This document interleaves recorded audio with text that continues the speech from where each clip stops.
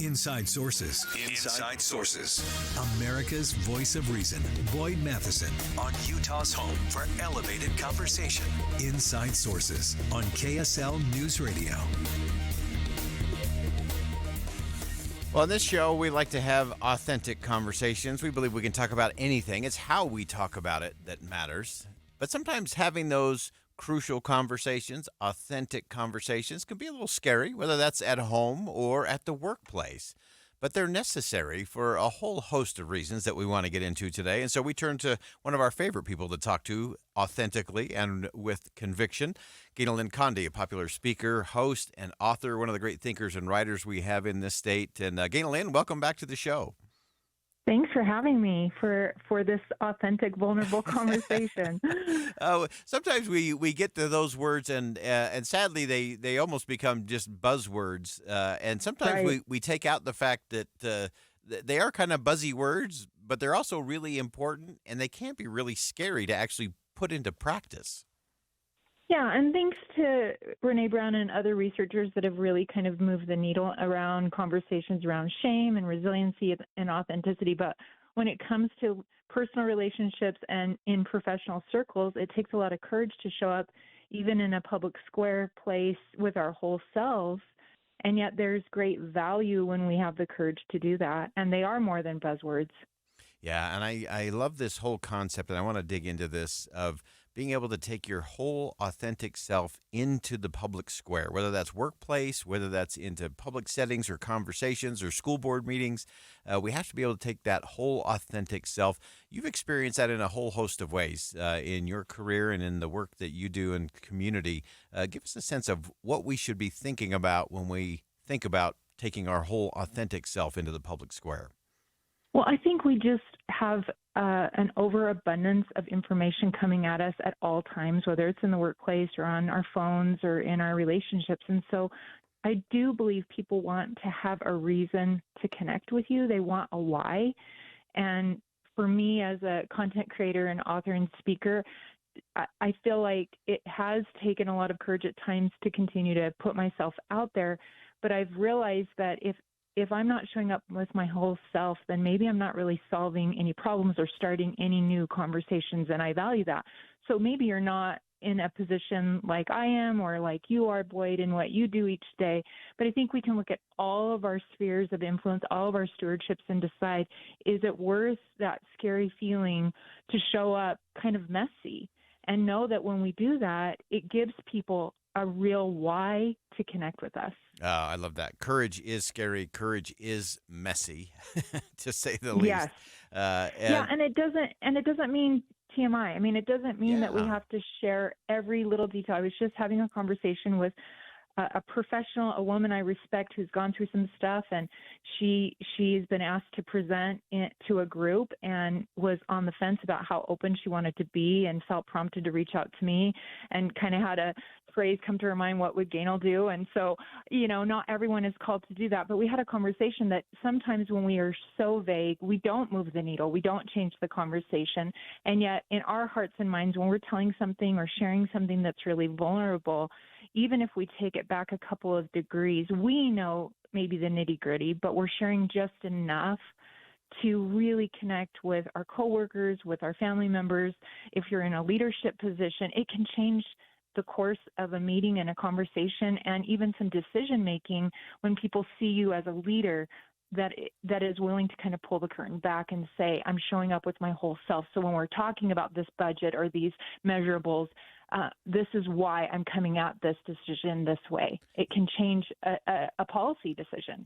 Even. Yeah, absolutely. And it can change everything, because sometimes I think people look to leaders and they expect that certainty that they've already made up their mind. They already know everything that needs to be known. And sometimes that intimidates everyone else and prevents everyone else from actually participating. I love just a couple of months ago, Pope Francis was at his World Youth Day. And he was being asked all of these questions. And rather than giving direct responses, he said, asking questions is often better than giving answers, because the one who asks remains, I love this phrase, restless. And restlessness is the best remedy for routine, which is sometimes a form of normalcy that numbs the soul. And I think a lot of times it numbs our conversations or prevents us from having the real conversation because we just sort of skim across the surface. And I feel like you exhibit this each day on the show in the way you have conversations with people across the world.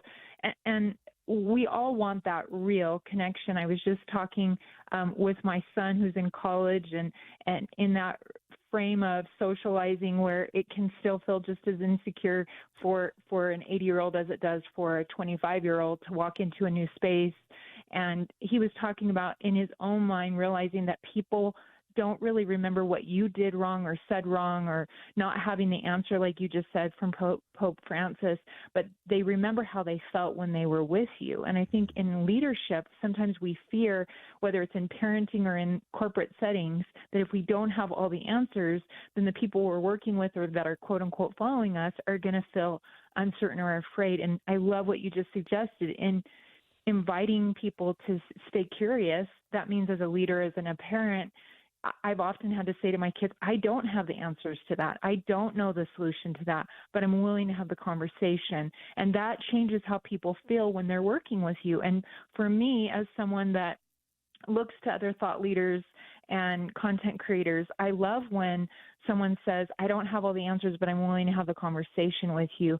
To me, that's very forward thinking, and it allows for there to be growth and collaboration. And I think especially in corporate settings and in families, then there's buy-in, right? Yeah. From everyone in the room, instead of the leaders dragging everyone along because they always know what the role is going to be or what we're going to say or how we're going to handle that. Yeah, and so often that causes people to sit back rather than to lean into those conversations. If they think the leader, the manager has already got it figured out or is just going to decide and just keep pushing things along, everyone sort of sits back, and that's a lean out rather than a lean in conversation. And one of the things that I love about your work, Ganel-Lyn, is that you're always focused on stewardship, and I love this idea of the stewardship of questions and curiosity that actually leads to that kind of scary, messy courage that we all have to have better conversations.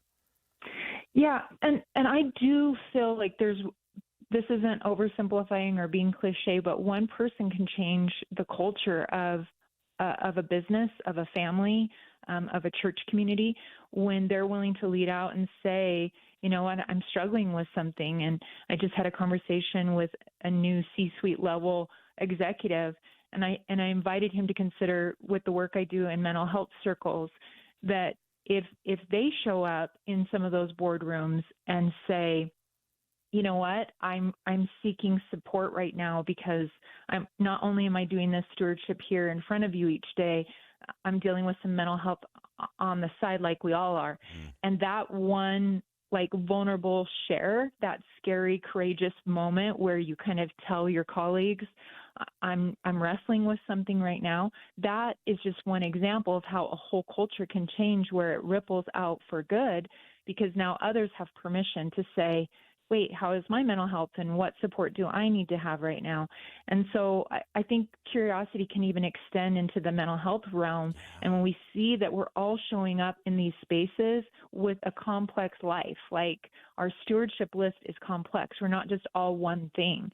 And when we talk about showing up as a complete person and in an authentic way, that means, especially for me as a woman, I know that when I'm in a professional setting, I'm also still a mom in my head, and I'm still someone that deals with lupus, and I'm also someone that has a teaching degree and really values education. And I love that. I love that there's some divinity in our diversity. And instead of thinking that means just your titles and degrees and your certifications, consider your stewardships that may be quote unquote embarrassing or your flaws, and realize that that's actually an attribute that you bring. That is actually a benefit to a company when you're someone that's saying, hey, I faced this cancer diagnosis or this depression battle, and I learned some things on that journey. That adds to your business. That adds to your community.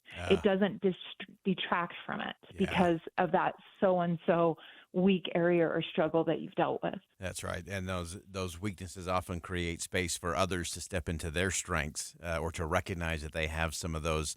Crucial conversation, as always. Ganel-Lyn Condie, speaker, host, author. great thinker, and someone who gets stewardship in a really unique way. Thanks for leading us through that conversation, as always. Thanks for joining us today. Thanks, Boyd. All right, we'll step aside for a quick break. When we come back, more Inside Sources here on KSL News Radio. Stick around. We'll be right back.